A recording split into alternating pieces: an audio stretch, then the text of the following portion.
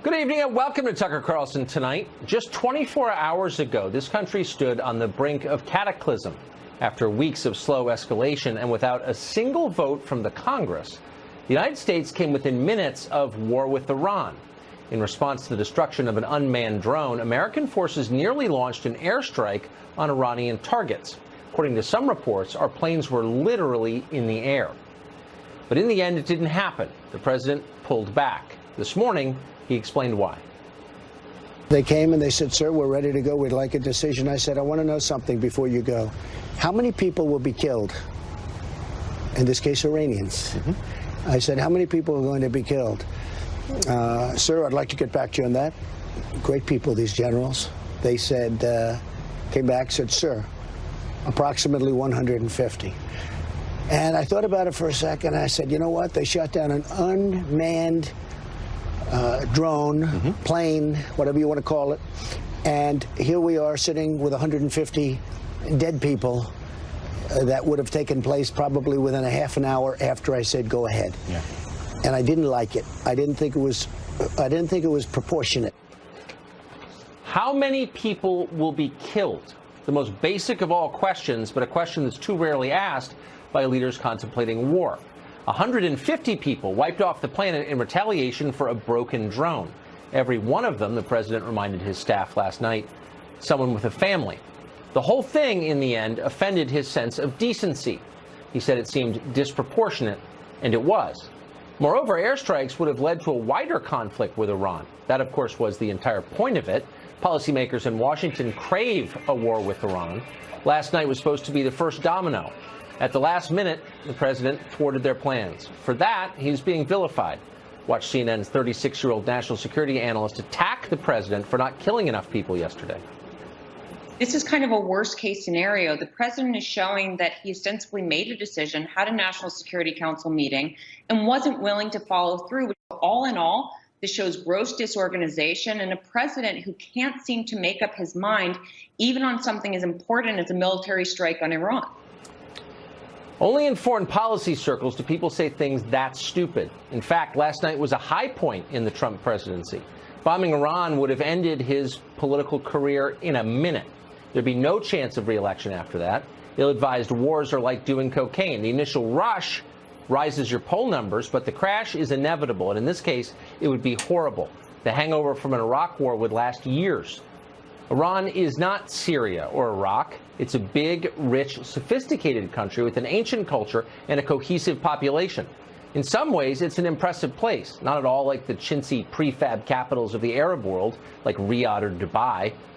We could beat Iran, but it would not be easy. It would cost trillions of dollars. Many thousands of Americans likely would die.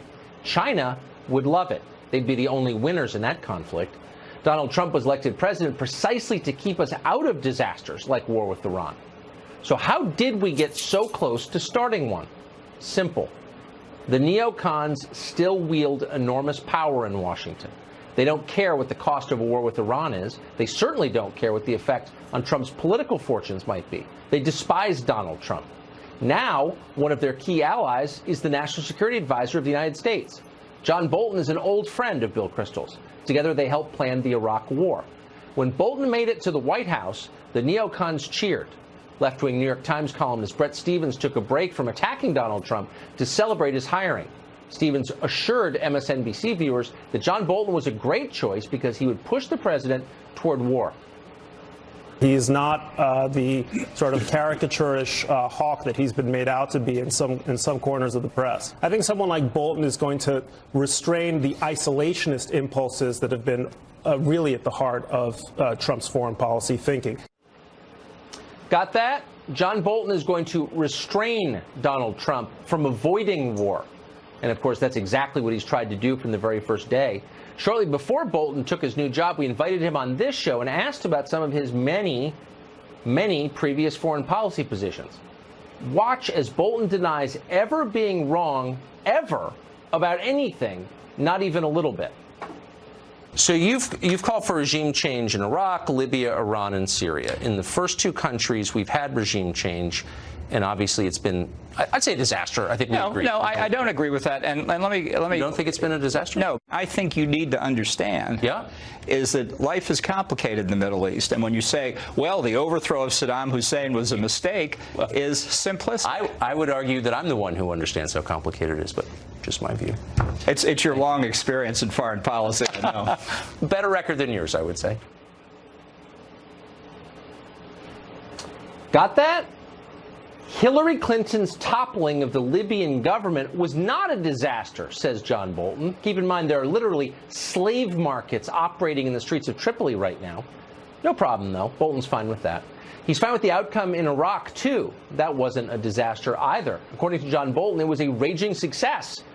We killed hundreds of thousands of people, lost thousands of our own troops, spent more than $1 trillion, all to eliminate a WMD threat that, despite John Bolton's assurances, never existed in the first place. Bolton is glad we did all that, really happy about it. That's demented. Normal people don't talk like that.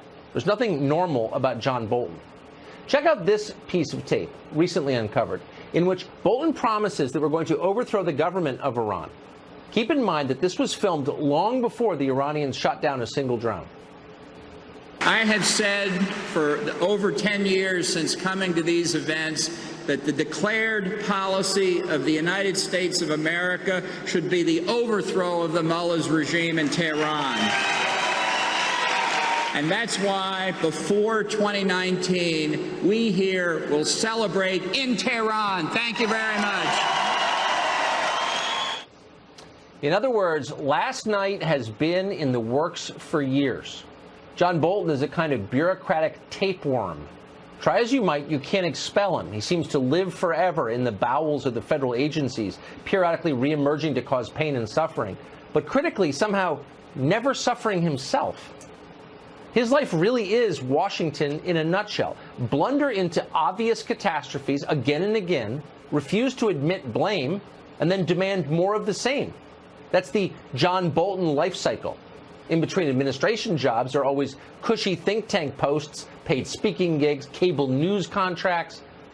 War may be a disaster for America, but for John Bolton and his fellow neocons, it is always good business. Robert Mayer